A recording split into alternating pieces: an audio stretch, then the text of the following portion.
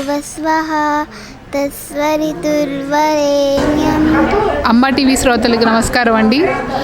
ఓం గురుర్ బ్రహ్మ గురుర్ విష్ణు గురుర్దేవో మహేశ్వర గురురేవ పరబ్రహ్మ తస్మై శ్రీ గురవే నమః. ఈరోజు మనం వ్యాస పౌర్ణమి జరుపుకున్నామండి. గాయత్రి పరివార్ ట్రస్ట్, గాంధీనగర్, విజయవాడ. ఈరోజు విశిష్టత మనం గురు పౌర్ణమి. మనం మన జీవితంలో మన అందరికీ కూడా ఇన్స్పిరేషన్ ఇచ్చే గురువులు ఉంటారు. ఆ మార్గంలో మనం చూసుకుంటూ ఉంటే మనం ఈరోజు వారందరినీ సత్కరించుకునే ఒక రోజు.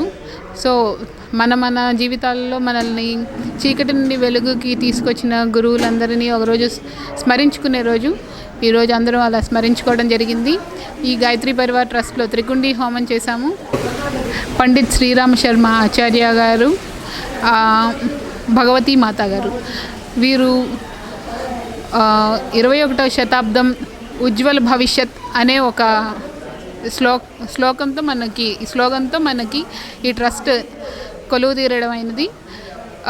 ఫ్యూచర్ జనరేషన్స్ ఎలా ఉంటుంది అనేది ముందుగానే గ్రహించి రాను రాను అందరిలోనూ జ్ఞానం, అలాగే అసహనం, అలాగే నిరుత్సాహం ఇలాంటి కొన్ని కారణాల వల్ల యువత ఉజ్వల భవిష్యత్తు పొందలేకపోతున్నారు అనే ఒక ఆలోచనతో, అలా కాదు ఇలా ఉంటే బాగుంటుంది అనే ఒక తాత్పర్యం తీసుకొని ఆయన 18 సత్సంకల్పాలు రాశారండి. ఆ 18 సత్సంకల్పాలు చదివిన ఎవరికైనా కానీ ఒక భావోద్వేగం కలుగుతుంది. అంటే మన జీవన విధానంలో మనం ఆ 18లో ఏదో ఒక మెట్టు తీసుకొని మనం ముందుకు వెళ్తూ ఉంటే మన జీవితం అన్నది అంతా మారకపోయినా కొంత మారుతుందనే నమ్మకం, కాన్ఫిడెన్స్ అయితే పెరుగుతూ ఉంటుందన్నమాట. అలాగే నేను ఈ పరివార్లో జాయిన్ అయ్యి 7 years అవుతుందండి. అలాగే నేను నిత్యం ఎక్కడ కార్యక్రమం ఉన్నా కానీ గాయత్రి పరివార్ కేంద్రానికి సంబంధించిన కార్యక్రమంలో పాల్గొంటూ ఉంటానండి.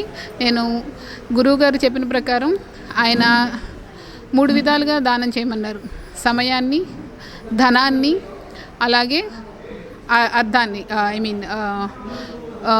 ఏదైనా వస్తువు అవసరమైన వాటిని, లేదా ప్రేమ. ముఖ్యంగా ప్రేమ అని చెప్తారనమాట. మనకి ప్రేమ భావన అన్నది ఉంటే ఖచ్చితంగా ఈ 3 అన్న వాటిల్లో ఏదో ఒకటి మనం డొనేట్ చేయడానికి మన ఆలోచన అన్నది వెళ్తుంది, ఆ వైపుకు తీసుకెళ్తుంది. అదే మార్గదర్శకం. నేను అలానే ప్రేమపూర్వకంగా ఉండాలనే ఒక భావనతో మొదలుపెట్టాను. నాకు అలాగా గురువుగారు సమయాన్ని ఇచ్చారు. నేను ఆ సంకల్పంతో డైలీ 2 hours గురువుగారికి అని చెప్పి కేటాయిస్తాను. 24 గంటల్లో 2 గంటలు గురువుగారికి అని చెప్పి సమయదానం చేస్తూ ఉంటానండి. ఆ సమయదానంలో మనకి నచ్చి ఆ 2 గంటల్లో మీరు జపం చేయొచ్చు, లేదా గురుస్మరణ చేసుకోవచ్చు, లేదంటే గురువుగారి పేరు మీద, అంటే మనం ఎవరో ఒకళ్ళ తోడుతో మనం ముందుకెళ్దాం అనుకుంటున్నాం కాబట్టి గురువుని ఆధారం చేసుకొని ఎవరికైనా సహాయం చేయొచ్చు, లేదా చేయూతగా ఉండొచ్చు. అలాగా మనకి తగిన పనులు మనం చేస్తూ ఉంటే తప్పకుండా మనకి గురు దృష్టి అనేది మన మీద పడుతూ ఉంటుంది.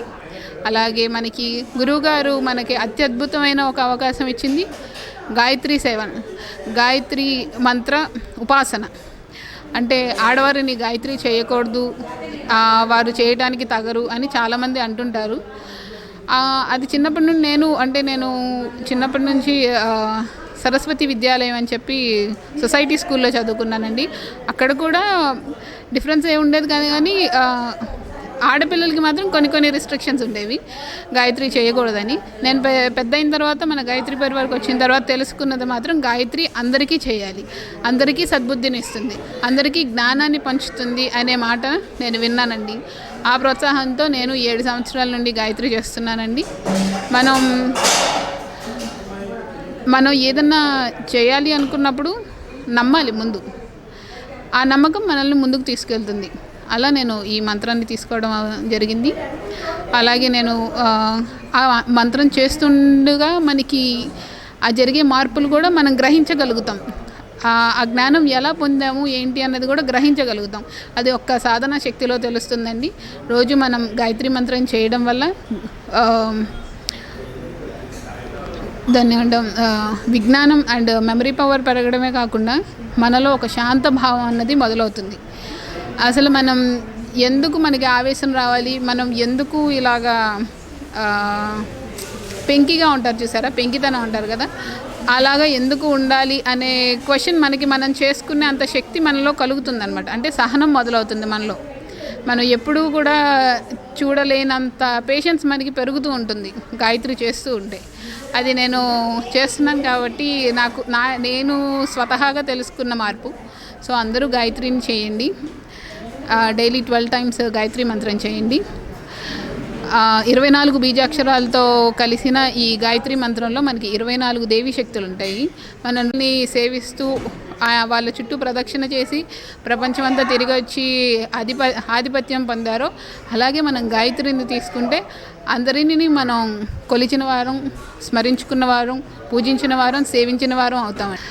నా పేరు సమత, విజయవాడ అండి. నేను బీఎస్సీ మైక్రోబయాలజీ ఫుడ్ సైన్సెస్ చదివానండి. నేను నా డిగ్రీ నుంచి కూడా నేను ఇక్కడ 7 years నుంచి నిత్యం గాయత్రి సేవనలో ఉన్నాను.